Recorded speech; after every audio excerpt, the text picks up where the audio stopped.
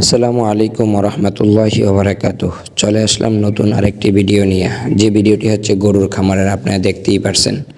আলহামদুলিল্লাহ, অবশেষে আমি চলে আসলাম গরুর খামারের ভিতরে। এই যে ভাইটিকে দেখতেছেন, উনি কিন্তু একজন ম্যানেজার।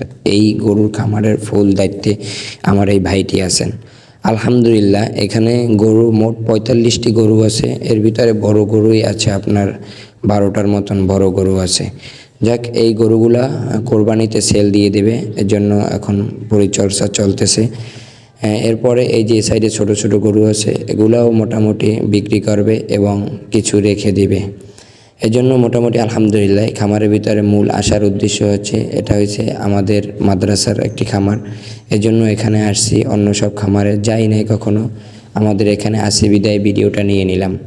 তো প্রিয় ভাইরা, এই যে ভিডিওটা নিছি, ভিডিওটা নেওয়ার মূল কারণ উদ্দেশ্য হচ্ছে, আমাদের ভিতরে অনেকেই আছেন গরু লালন পালন করতে চান, গরুর খামার দিতে চান।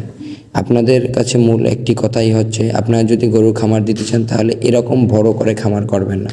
প্রথমে আপনি একটি গরু উঠাবেন, ওই গরু উঠে মোটামুটি একটি ছাপড়া টাপড়া দিয়ে ওখানে আপনি গরুর খাবার টাবার দেওয়ারই করবেন। ভালো করে ঘর উঠানোর দরকার নাই। এরপরে আপনি যদি দেখেন ওই ছাপড়া টাপড়া দিয়ে যদি ওই গরুটা ভালো একটা পর্যায়ে আসতেছে, ওটা দ্বারা আমার ভালো লাভবান হইতেছে, এরপর আপনি আরেকটি গরু কিনবেন।